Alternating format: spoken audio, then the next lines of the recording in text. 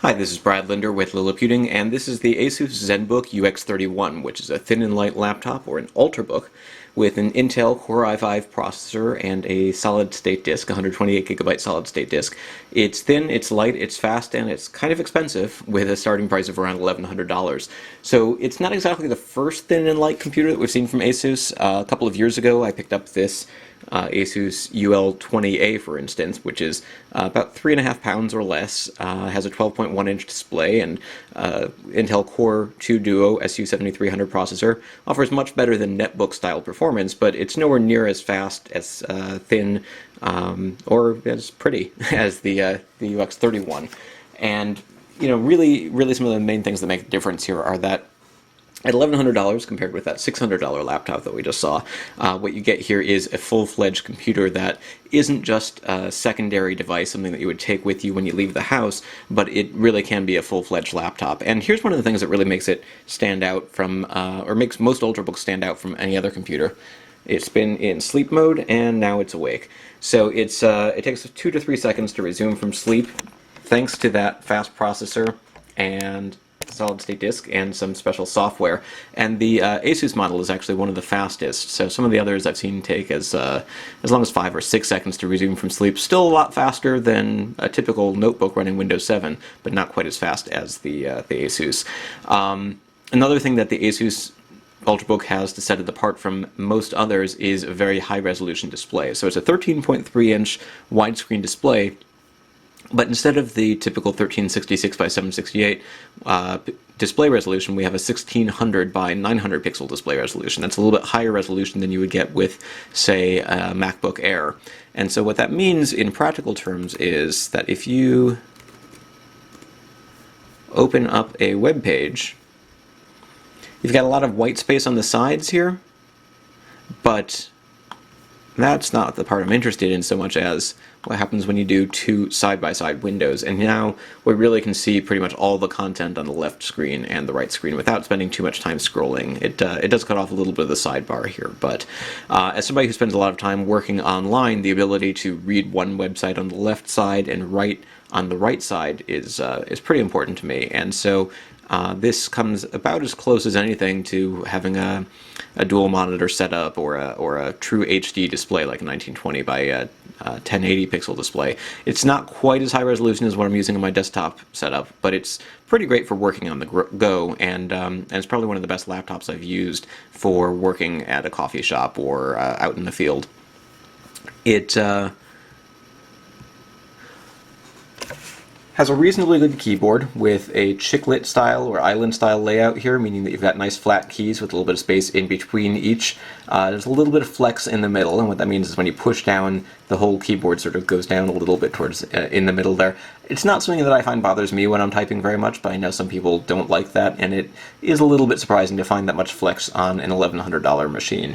The touchpad is one large touch area, so you can actually scroll in any spot or press down on the whole click pad for a right click or a left click, and you can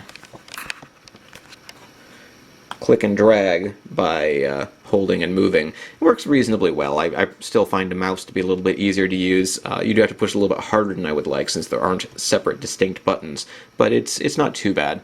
And also in terms of the keyboard, it would have been nice to see a dedicated row of page up, page down, and other function keys on the right side. That's something that I've seen on smaller notebooks from Asus, but for some reason here you have to press the function key and the page and the up arrow, down arrow in order to do page up, page down, or home or end. But overall, again, the typing experience is pretty good, and most importantly, that Intel Core i5 processor makes this one of the fastest laptops that I personally have used.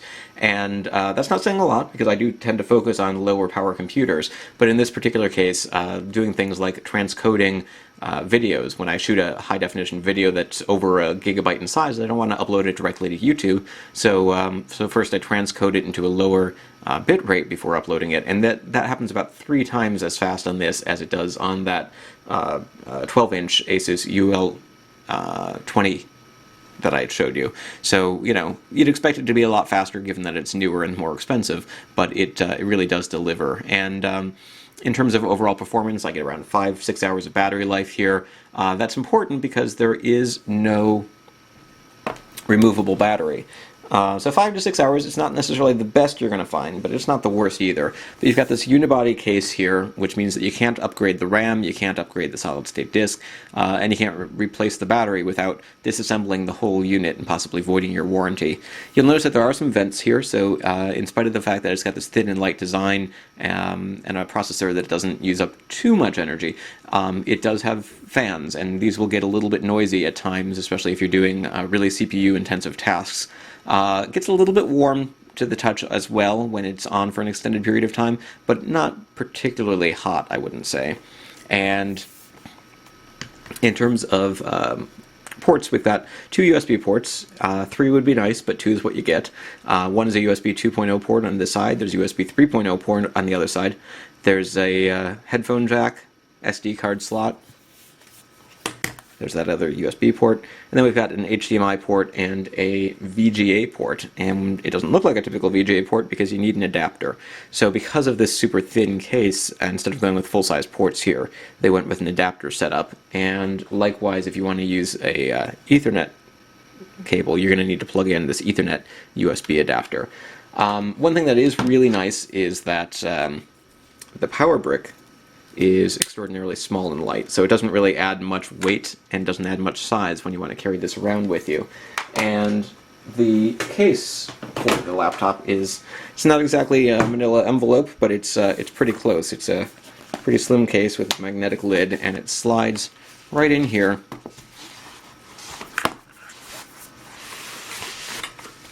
And takes up very little space. So you know, it's a thin, light laptop that's easy to carry around with you. It's fast, boots in about 25 seconds from a cold boot, resumes from sleep in about 2 to 3 seconds, and it's probably one of the best laptops I've ever used, to be perfectly honest. It would be nice if the touchpad had separate buttons, but that seems to be on the way out in terms of user preferences, or maybe just manufacturer preferences these days. It would be nice if it had 3 USB ports instead of 2 USB ports. It would be nice if you could replace the battery, but, you know, a lot of things would be nice, I suppose. The main thing that would be nice here, though, is if it were a little bit less expensive. At $1,100, you sort of have to start asking yourself, do I need that 128GB SSD? Wouldn't I be happier with a hard drive? Do I need that high-resolution display? Wouldn't 1366 by 768 be good enough for me?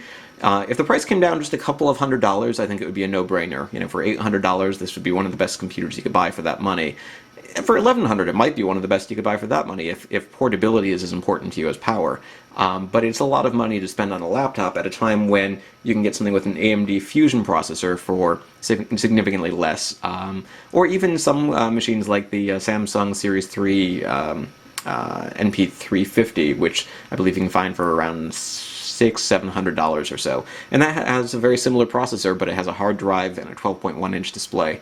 So overall, in terms of Ultrabooks, this is probably one of the better ones because it does have a nice keyboard. It does have USB, well, most of them are USB 3.0, but it has that high-resolution display, which really helps set it apart.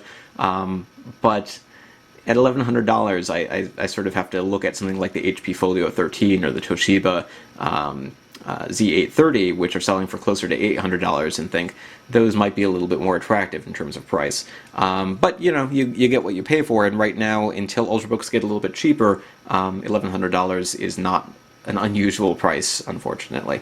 This is Brad Linder with Liliputing, and a first look at and review at the Asus Zenbook UX31. You can find more information about this notebook at liliputing.com.